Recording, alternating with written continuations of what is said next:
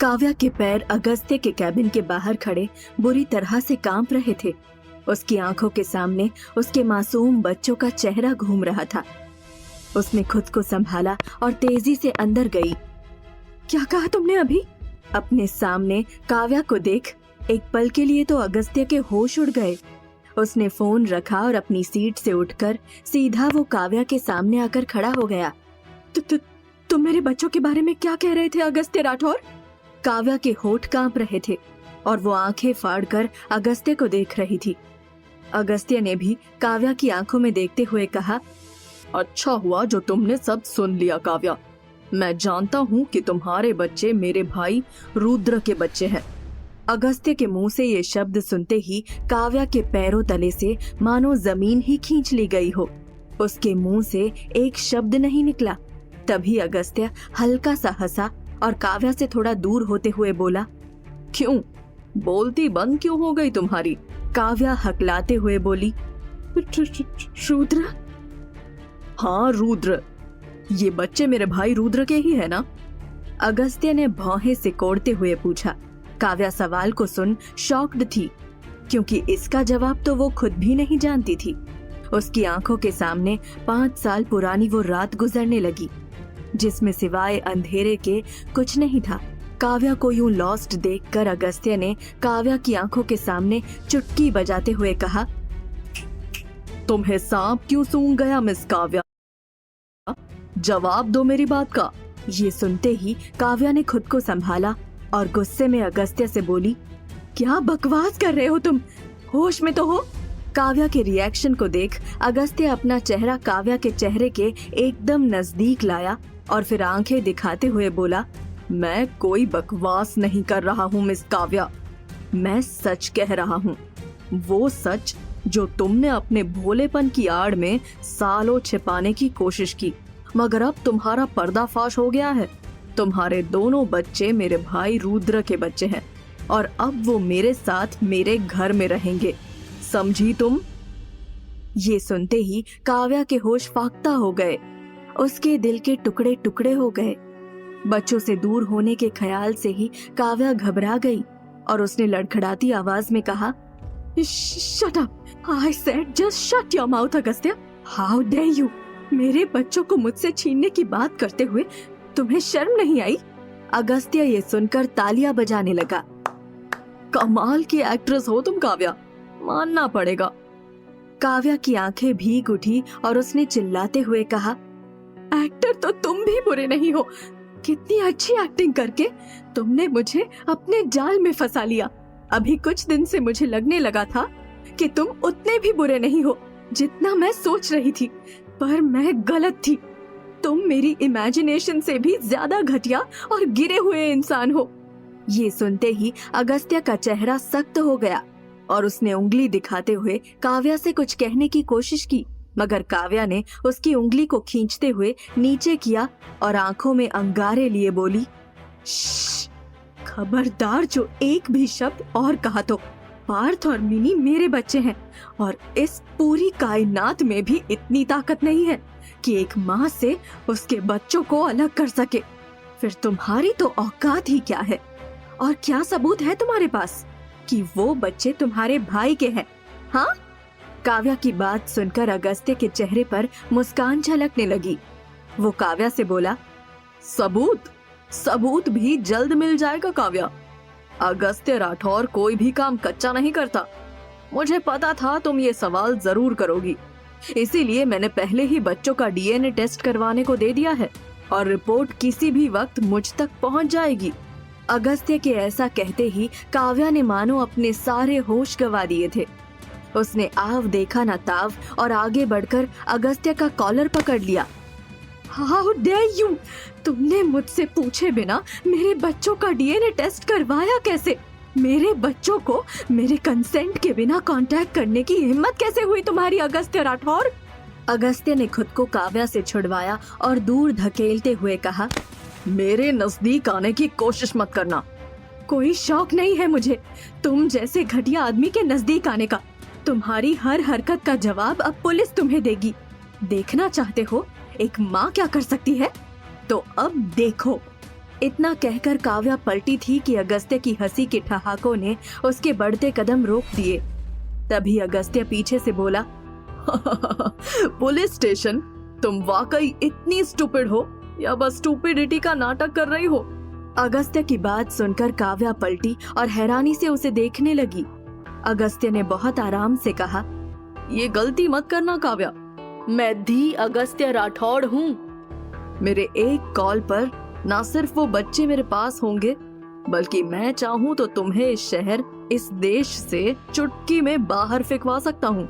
मुझसे जीत पाना नामुमकिन है तुम्हारे लिए।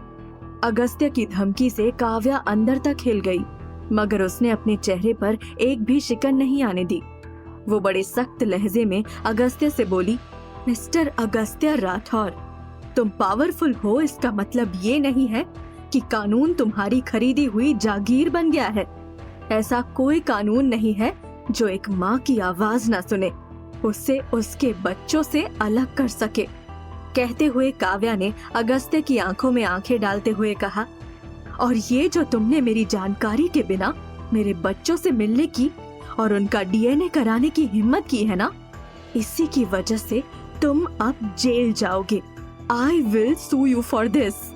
काव्या की बात से एक पल को अगस्त्य भी सोच में पड़ गया। ये कहकर काव्या गुस्से में कैबिन से बाहर जाने के लिए पलटी। तभी अगस्त्य ने उसका हाथ पकड़कर उसे अपनी तरफ खींचा। काव्या उसकी हरकत देख हैरत में पड़ गई और खुद को अगस्त्य की पकड़ से छुड़वाने के लिए छटपटाने लगी। तब अगस्त्य ने बड़े घमंड से काव्या से कहा, जब तक डीएनए रिपोर्ट नहीं आ जाती तुम इस कैबिन से बाहर नहीं जाओगी, समझी? अगस्त्य का ये रूप देख काव्या शॉक्ड रह गई। उसने हाथ छुड़ाने की कोशिश करते हुए कहा, हाथ छोड़ो मेरा, तुम मुझे इस तरह रोक नहीं सकते, ये गलत है।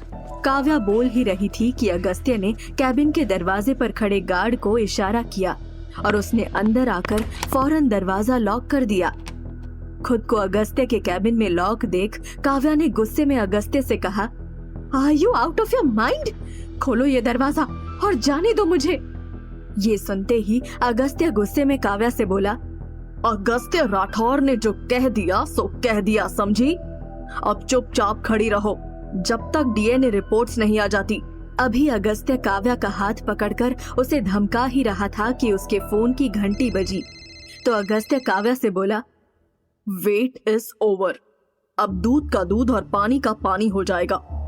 अगस्त्य ने एक्साइटमेंट में कॉल रिसीव करते हुए कहा, हाँ आलोक, रिपोर्ट्स आ गई।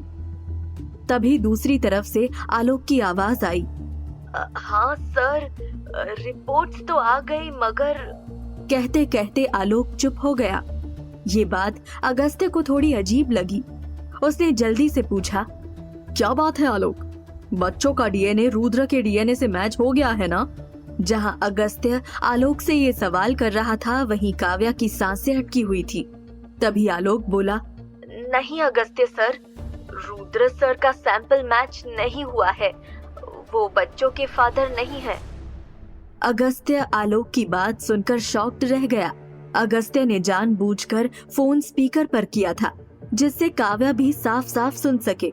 तभी काव्या ने अपने हाथ छुड़ाने की कोशिश करते हुए अगस्त्य से कहा, सुन लिया ना, वो तुम्हारे भाई के बच्चे नहीं है, अब मेरा हाथ छोड़ो। मगर अगस्त्य को अब भी इस बात पर यकीन नहीं हो रहा था।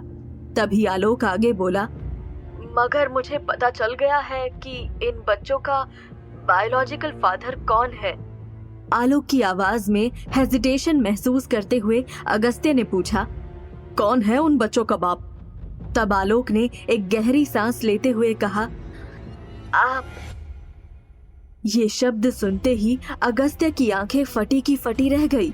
शॉक्ड होने से अगस्त्य के हाथ से काव्या का हाथ खुद ब खुद छूट गया और काव्या वहीं काउच पर गिर गई। वो भी उतनी ही हैरान थी जितना कि अगस्त्य। तब अगस्त्य ने हड़बड़ाते हुए आलोक से कहा, मैं? तुम पागल हो गए हो क्या? मैं कैसे उनका फादर हो सकता हूँ? और मैंने तो कोई डीएनए सैंपल दिया ही नहीं था, फिर तुमने ये टेस्ट किया कैसे? अगस्त्य का सवाल सुन आलोक घबरा गया और बोला, वो सर, जैसे आपको डाउट था कि रुद्र सर उन बच्चों के फादर हैं, वैसे मुझे भी डाउट था कि शायद आप ही उन बच्चों के पिता हैं, इसलिए मैंने आपका हेयर सैंपल आपके घर जाकर आपके रूम से कलेक्ट किया था और देखिए मेरा डाउट ठीक निकला। आपका सैंपल इन बच्चों से 100% मैच होता है। आप ही इन बच्चों के फादर हैं। ये सुनकर अगस्त्य अपना सिर पकड़कर अपनी कुर्सी पर बैठ गया।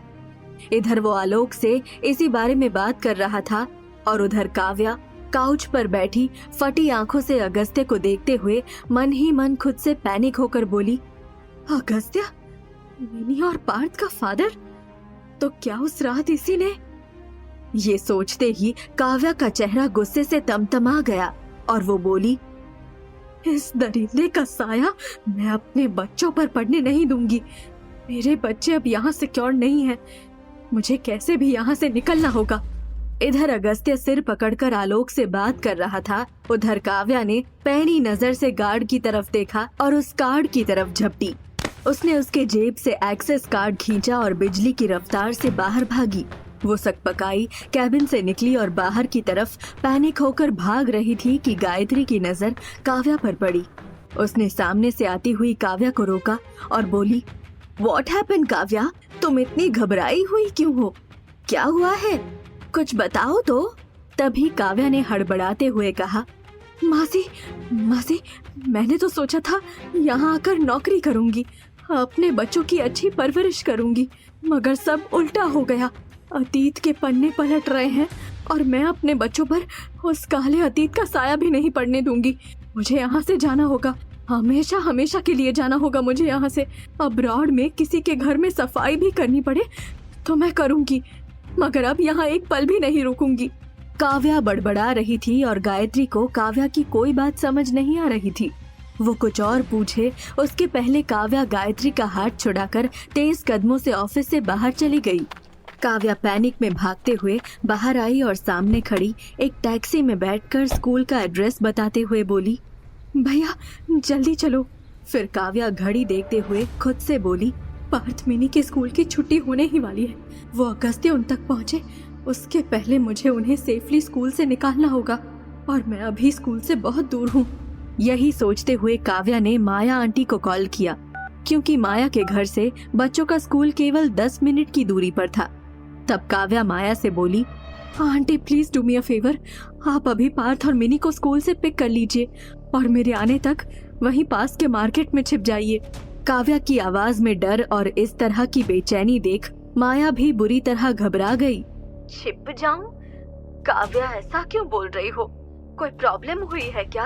तभी काव्या बोली, वो सब मैं आपको बाद में बताऊंगी आंटी, बस ये समझ लीजिए आज मेरी और मेरे बच्चों की जिंदगी आपके हाथ में है, इसलिए सबसे पहले आप मिनी और पार्थ को स्कूल से लेने जाइए। मुझे वहाँ पहुँचने में 20 मिनट लगेंगे, वहाँ पहुँचकर मैं आपको कॉल करूंगी। इतना कहकर काव्या ने कॉल कट कर दिया और टैक्सी ड्राइवर से पैनिक होते हुए कहा, भैया थोड़ा तेज चलाओ प्लीज। कुछ ही देर में काव्या बच्चों के स्कूल के बाहर पहुँच गई। उसने जल्दबाजी में टैक्सी ड्राइवर को पैसे दिए और छुट्टा लिए बिना ही स्कूल के गेट पर पहुंची। वहां जो उसने देखा उसे देखते ही उसकी सांसें थम गई। माया स्कूल के गार्ड को बाल खींचकर पकड़े हुए थी और वो चिल्ला चिल्ला कर बोल रही थी, ड्यूटी पर सो रहा होगा तू, देख सच बता बच्चे कहाँ है, वरना पुलिस को कॉल कर दूंगी। काव्या घबराते हुए माया के पास पहुंची तो उसे देखते ही माया ने गार्ड के बाल छोड़े और काव्या से रोते हुए बोली, काव्या बच्चे स्कूल में नहीं है। ये सुनकर काव्या के पैरों तले जमीन खिसक गई। उसने गार्ड की तरफ देखा तो वो बोला, मैडम समझाइए अपनी माताजी को, जब आपके बच्चे स्कूल आए ही नहीं हैं तो हम उन्हें वापस कैसे करें। ये सुन काव्या की सांसें रुक गई। क्या वाकई पार्थ और मिनी के गायब होने में अगस्त्य का हाथ है या कोई और है छिपा दुश्मन? अब कैसे डील करेंगे अगस्त्य और काव्या अपने इस सच से? इन सभी सवालों के जवाबों के लिए सुनते रहिए कहानी का अगला भाग सिर्फ पॉकेट FM ऐप पर।